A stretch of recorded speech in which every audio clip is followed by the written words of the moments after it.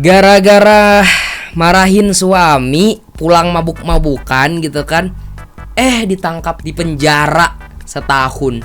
Padahal selama ini dia ngurus anaknya, dia ibu tunggal, bapaknya nggak mau tahu. Tapi tiba-tiba di penjara cuman karena mengomeli atau memarahi suaminya yang pulang mabuk-mabukan. Pertanyaan gue cuman satu, ini yang keganggu siapa sih sebenarnya? Karena katanya gara-gara si istri marahin suaminya gitu kan, jadi si suaminya kena mental gitu, sakit mental cenah. Pertanyaan gue sekarang adalah, apakah seorang istri yang suaminya mabuk-mabukan, tidak peduli dengan anak, tidak kena mental seperti itu, ha? Ini kan sama aja kayak tombak dua ujung gitu, dua mata. Apa sih capok kok gitu lah? Maksud gue, ya oke, suaminya kena mental, istrinya lebih dari kena mental, men. Yo, Haman kembali lagi bareng Gus Miras dan ya.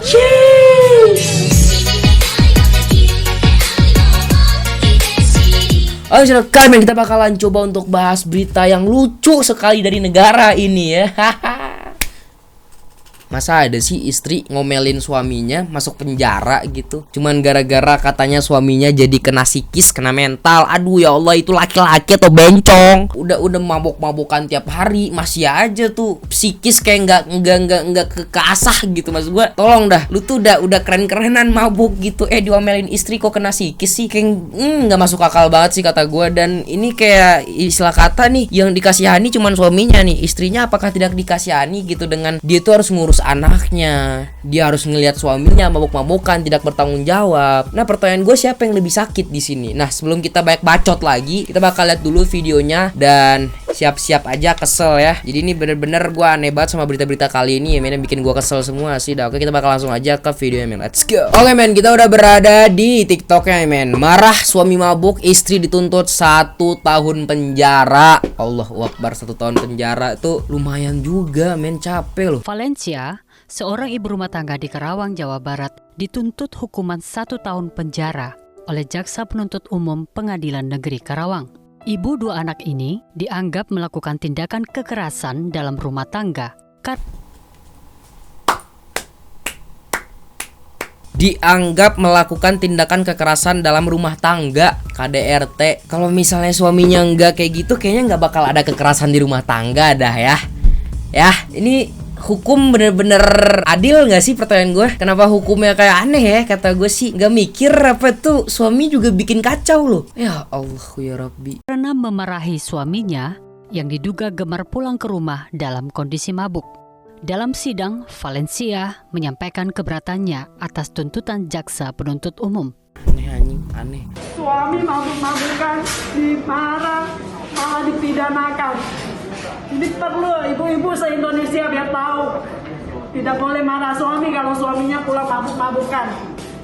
Harus duduk manis, nyambut dengan baik. Iya kan, gak masuk akal kan. Nih suami pulang mabuk-mabukan nih, masa ya istrinya datang kayak, mari mas ya duduk. Kan tolol anjing. Ini suami mabuk-mabukan loh, berarti ada yang gak beres dong ya. Dia gak bertanggung jawab dong ya. Masa iya istrinya dengan akal yang masih waras menerima suaminya kayak gitu dengan baik? Gak masuk akal banget tuh. Mikir gak sih ya yang ngasih, apa sih namanya, yang ngasih jatuh hukuman ke ibu ini tuh jaksa ya? Jaksa mikir gak sih kalau misalnya ibunya juga tertekan gitu? Marah sedikit di penjara.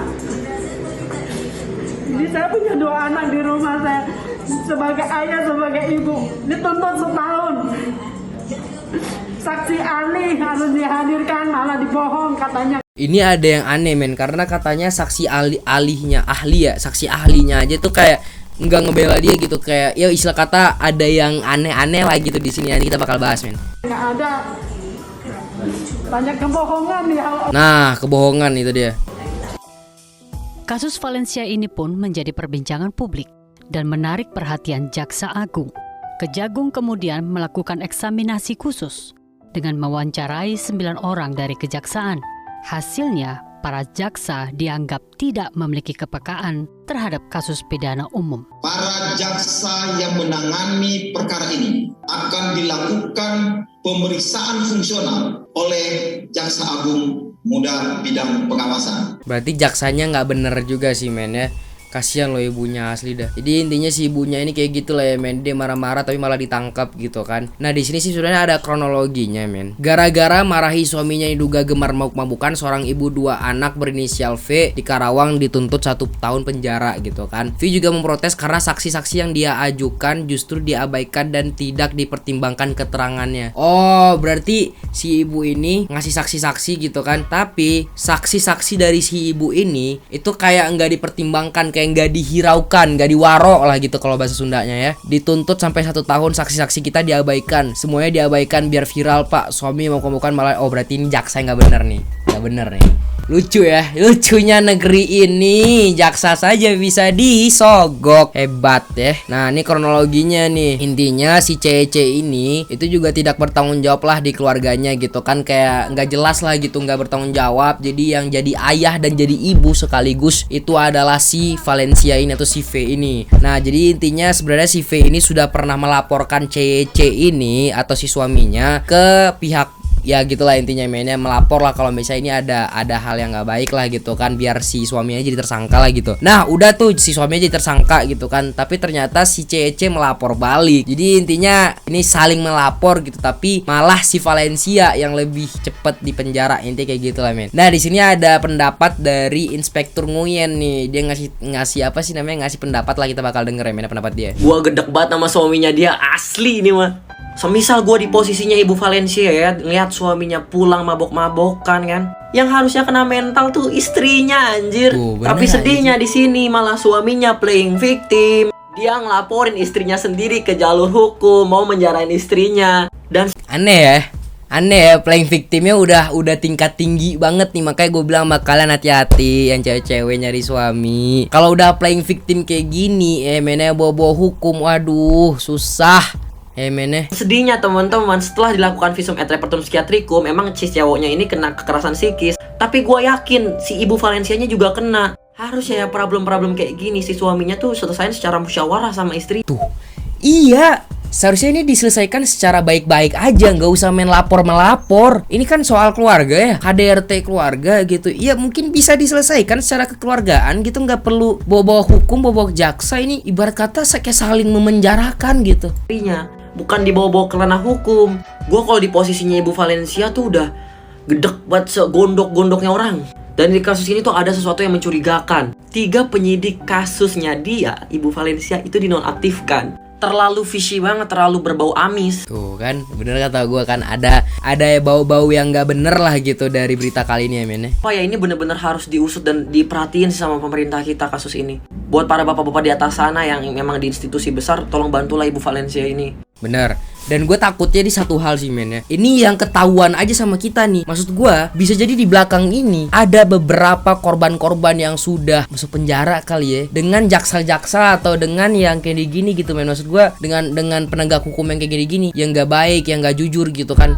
Ini bisa jadi yang kita lihat sekarang adalah salah satu korbannya, sedangkan yang lain yang tidak viral mungkin sudah jadi korban, udah jadi mangsanya gitu. Bisa jadi men. Makanya gue bilang di sini miris banget ke jaksanya juga sih, maksudnya ya ke penegak hukumnya lah gitu kan, kayak aneh banget gitu. Jadi ya ini benar kata Dika nih, jaksa kasus kecil diladenin, kasus gede dianggurin. Bener, kasus kecil mah ayo sok diladenin banget men. Kalau kasus gede wah ribet, udah nggak usah dibuat dah, nanti aja gitu. Jadi intinya kayak gitu men ya. Kalau kekeluargaan paling nggak si ibu nggak sampai dipidana. Nah itu dia men. Kalaupun saat musyawarah terjadi debat, keluarga yang dihadirkan bisa jadi tameng buat si ibunya juga. Jadi ya kalau hukum maksudnya gini dah, nggak usah langsung main hukum dah. Apalagi lu tuh udah nikah loh. Lu menjalin hubungan suami istri lo, masa iya saling mau memenjarakan gitu. Ibarat kata lu nikah buat apa anjir, kalau misalnya ada masalah doang sampai bawa hukum gitu. Ya ini bukan masalah doang sih sebenarnya, masalah lumayan gede ya. Cuman maksud gue mungkin masih bisa diselesaikan secara musyawarah gitu. Ya atau seenggaknya se-RT RW doang lah gitu. Jangan sampai ke hukum dah, ini asli dah aneh banget. Tapi ya jujur aja gue tuh gedek banget jadi ibunya. Kalau misalnya gue jadi ibunya bener gue gedek banget kayak kata Inspektur Nguyen tadi juga ya mainnya. Jadi semoga aja ada titik terangnya juga. Jangan sampai si ibunya bener-bener di penjara. Kalau bener-bener ibunya di penjara, gue ikut speak up lagi men, oke? Yaudah guys, mungkin sudah juga, jangan lupa subscribe dan jangan lupa di share juga video kali ini, jangan lupa di like dan jangan lupa di komen, jangan lupa di subscribe juga men. Sudah video aja, bye bye.